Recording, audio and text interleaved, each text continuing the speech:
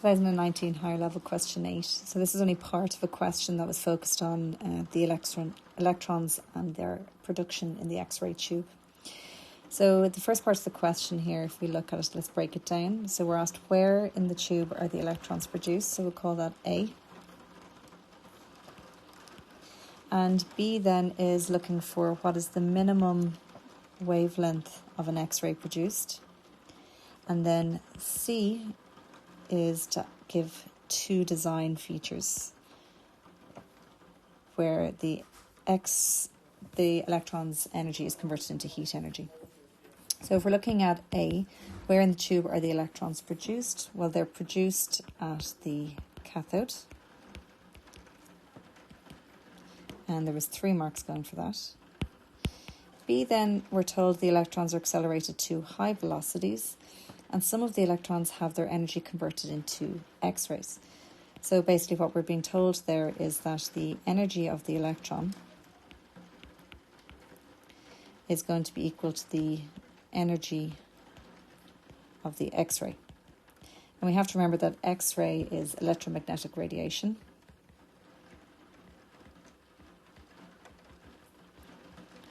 And we know the energy of electromagnetic radiation is given by E is equal to HF. And we can find that on page 59, which is the energy of our photon, E equals HF. So therefore, what's the energy of the electron going to be? Well, if we think about our electron, it's produced by thermionic emission at the cathode and it's then accelerated across the tube. So basically, the energy of our electron is going to be our electrical potential energy. And that electrical potential energy is then converted into the kinetic energy. And when the kinetic energy strikes the anode, we get our X-rays produced. So kinetic energy would need velocity and mass, which we don't have in this question, whereas we are told the 50,000 volts across the tube, which would be the electrical potential energy. So if we go to our mass tables, page 61, well, we can see our potential difference is given by V is equal to W over Q. And therefore, we have to remember that the electrical potential energy is a rearrangement of that equation. So our work done is equal to our energy, and it's potential energy, therefore is given by the voltage multiplied by the charge on the electron. So we know the charge on the electron is 1.6 by 10 to the power of minus 19. And that can be found here on page 46, so our electronic charge. So it wasn't given to us in the question, so we have to rely on our tables for these constants. And we know the voltage, it's 50 kilovolts. So of course we're going to write that as 50,000 volts. So therefore that means that the potential energy, the electrical potential energy, is going to be 1.6 by 10 to the minus 19 multiplied by 50,000. And that gives us a value of, so 8 by 10 to the power of minus 15 joules. So then we're going to use that energy to work out the energy of the photon, in other words, the energy of the X-ray. So we say, therefore, the energy of the X-ray is also equal to 8 by 10 to the power of minus 15, because we're looking for the minimum.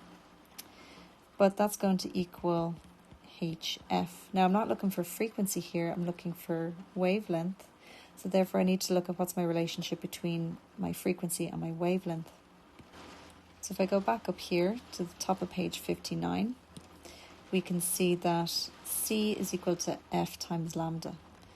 So therefore, I can rewrite the energy of my photon as C is equal to F times lambda. So that means that F is equal to C over lambda.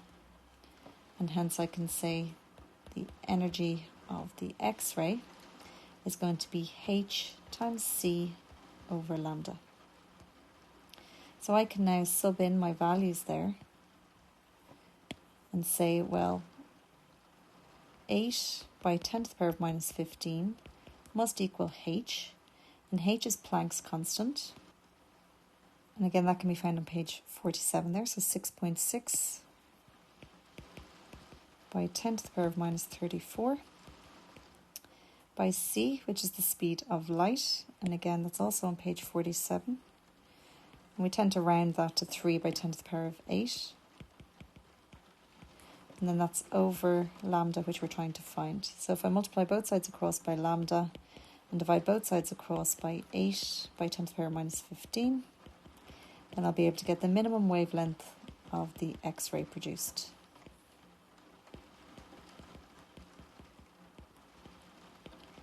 And that gives us lambda equals, so 2.475 by 10 to the power of minus 11, and that's meters.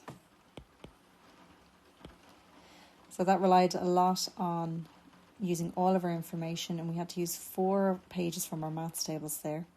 So we were getting 3 marks for relating the fact that our potential energy of the electron is going to equal the energy of the X-rays.